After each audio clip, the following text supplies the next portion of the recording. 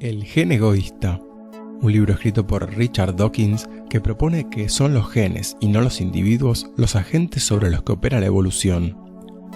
La teoría darwiniana de la selección natural o supervivencia de los más aptos deriva de una ley más general y universal, la supervivencia de lo estable, incluso sin un propósito, y el rechazo de lo inestable. A partir de un proceso aleatorio, se creó una primera molécula con capacidad de replicarse, y del replicador modelo surgió una nueva estabilidad. Tras un ciclo de réplicas idénticas, aparecen copias imperfectas, hecho esencial para el proceso evolutivo. De los errores surgen moléculas replicadoras más estables, caracterizadas por diferencias en su longevidad, fecundidad o precisión. Cualquier copia que incrementa su propia estabilidad o reduce la de sus rivales se preserva y multiplica. Estos reproductores son los genes, y nosotros somos sus máquinas de supervivencia. Un meme es una unidad de transmisión cultural, análogo al gen y sujeto a las mismas reglas evolutivas, y así como hay mutaciones genéticas, también hay mutaciones culturales. Una idea es replicada por la palabra y reforzada por un arte, y posee una gran atracción psicológica que es su valor de supervivencia. Los memes hacen réplicas de sí mismos mediante la imitación. Su fecundidad resulta más importante que la longevidad y siempre se transmiten de forma alterada y el cerebro pasa a ser el vehículo transmisor. Es como una esencia que hay en la mente de cada individuo que ha comprendido una idea formando una identidad capaz de ser transmitida de uno a otro. En la competencia entre memes predomina el tiempo, ya que un cerebro no puede estar ocupado por muchos a la vez. Los memes favorecen nuestro afán de inmortalidad, ya que podemos perdurar mediante una idea que no tiene necesidad de morir como los genes.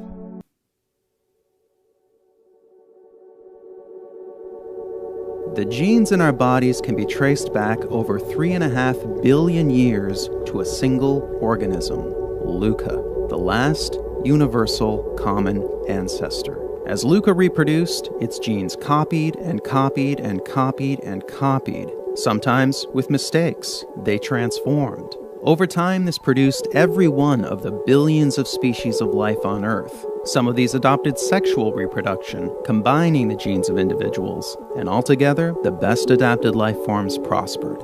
This is evolution. Copy, transform, and combine. And culture evolves in a similar way, but the elements aren't genes, they're memes, ideas, behaviors, skills. Memes are copied, transformed, and combined. And the dominant ideas of our time are the memes that spread the most. This is social evolution. Copy, transform, and combine. It's who we are, it's how we live, and of course, it's how we create. Our new ideas evolve from the old ones. But our system of law doesn't acknowledge the derivative nature of creativity. Instead, ideas are regarded as property, as unique and original lots with distinct boundaries. But ideas aren't so tidy. They're layered, they're interwoven, they're tangled. And when the system conflicts with the reality, the system starts to fail. For almost our entire history, ideas were free. The works of Shakespeare, Gutenberg, and Rembrandt could be openly copied and built upon. But the growing dominance of the market economy, where the products of our intellectual labors are bought and sold, produced an unfortunate side effect. Let's say a guy invents a better light bulb. His price needs to cover not just the manufacturing cost, but also the cost of inventing the thing in the first place. Now let's say a competitor starts manufacturing a competing copy. The competitor doesn't need to cover those development costs, so his version can be cheaper. The bottom line, original creations can't compete with the price of copies. In the United States, the introduction of copyrights and patents was intended to address this imbalance. Copyrights covered media, patents covered inventions. Both aim to encourage the creation and proliferation of new ideas by providing a brief and limited period of exclusivity, a period where no one else could copy your work. This gave creators a window in which to cover their investment and earn a profit. After that, their work entered the public domain, where it could spread far and wide and be freely built upon. And it was this that was the goal, a robust public domain, an affordable body of ideas, products, arts, and entertainment available to all. The core belief was in the common good, what would benefit everyone. But over time, the influence of the market transformed this principle beyond recognition. Influential thinkers proposed that ideas are a form of property, and this conviction would eventually yield a new term, intellectual property. This was a meme that would multiply wildly, thanks in part to a quirk of human psychology known as loss aversion.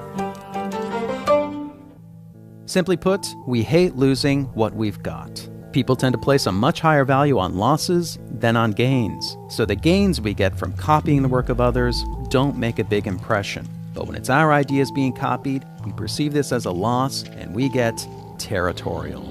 For instance, Disney made extensive use of the public domain. Stories like Snow White, Pinocchio, and Alice in Wonderland were all taken from the public domain.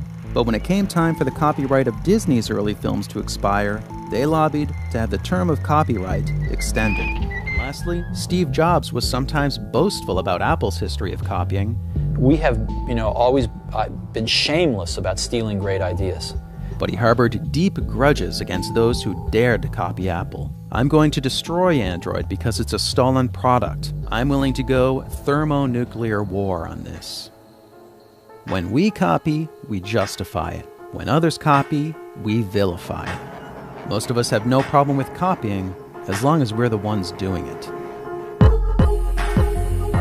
So with a blind eye toward our own mimicry and propelled by faith in markets and ownership, intellectual property swelled beyond its original scope, with broader interpretations of existing laws, new legislation, new realms of coverage, and alluring rewards. So to recap, the full picture looks like this. We believe that ideas are property, and we're excessively territorial when we feel that property belongs to us. Our laws then indulge this bias with ever-broadening protections and massive rewards. Meanwhile, huge legal fees encourage defendants to pay up and settle out of court. It's a discouraging scenario, and it begs the question, what now?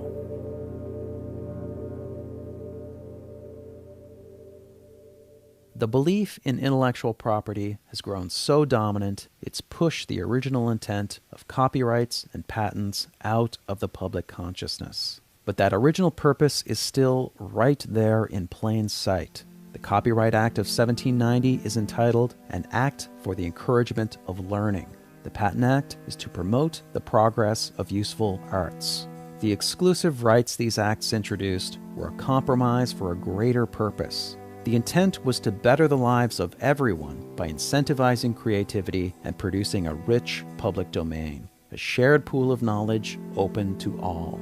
But exclusive rights themselves came to be considered the point, so they were strengthened and expanded. And the result hasn't been more progress or more learning, it's been more squabbling and more abuse. We live in an age with daunting problems. We need the best ideas possible, we need them now, we need them to spread fast. The common good is a meme that was overwhelmed by intellectual property.